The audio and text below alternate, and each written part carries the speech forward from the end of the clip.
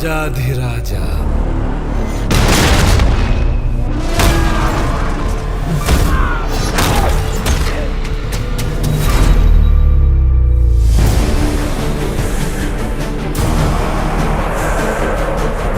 ದೇವಲೋಕ, ಭೂಲೋಕ, ಪಾತಾಳಲೋಕ,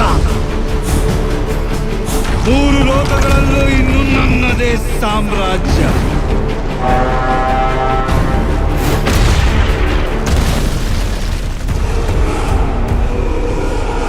ರಾವಣ ರಾಜ್ಯ. ಸೃಷ್ಟಿಗೆ ಸಂಕಷ್ಟ ಒದಗಿದಾಗಲೆಲ್ಲ ಮಹಾವಿಷ್ಣು ಸ್ವತಃ ಅವತರಿಸಿ ಅದನ್ನು ರಕ್ಷಿಸಿದ್ದಾನೆ. ನನ್ನ ಜ್ಯೇಷ್ಠ ಪುತ್ರ ರಾಮ.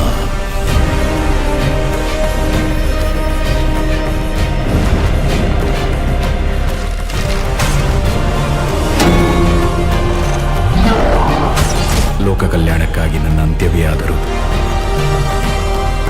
ಅದಕ್ಕೆ ನಾನು ಸಿದ್ಧ.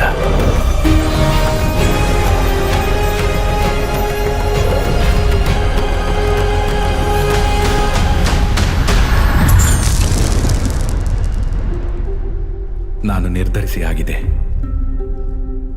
ಒಬ್ಬ ಪುತ್ರನಾಗಿ ನನ್ನ ತಂದೆ ಕೊಟ್ಟ ಮಾತನ್ನು ಪಾಲಿಸುವುದು ನನ್ನ ಕರ್ತವ್ಯ.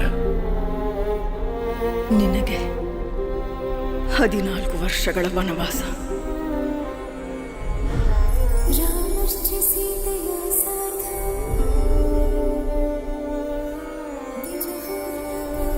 ವಿವಾಹದ ವೇಳೆಯಲ್ಲಿ ನೀವು ನನಗೆ ಕೊಟ್ಟ ಮಾತು ಮರೆತು ಬಿಟ್ಟಿರಾ? ನಮ್ಮಿಬ್ಬರ ವಿಧಿಯೂ ಒಂದೇ. ಆ ವಿಧಿ ಲಿಖಿತ ಏನೇ ಆಗಿರಲಿ ನನಗೆ ಸಮ್ಮತವೇ.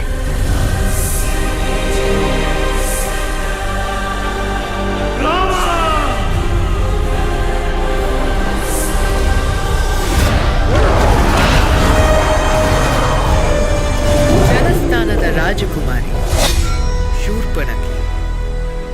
ಅವಳು ತಮ್ಮಲ್ಲಿ ಪರವಶಳಾಗಿದ್ದಾಳೆ. ನಿನ್ನ ಸೇಡು ತೀರಿಸಿಕೊಳ್ಳುವುದು ನಿಶ್ಚಿತ ಶೂರ್ಪಣಖಿ. ರಾಮನ ಮೃತ್ಯು ಘೋರವಾಗಿರುವುದು ಅಪಮಾನ, ಘನಘೋರವಾಗಿರುವುದು.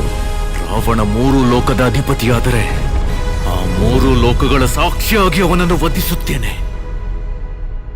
ನನ್ನ ಸೀತೆಯನ್ನು ನಾನು ಮರಳಿ ಕರೆತರುತ್ತೇನೆ.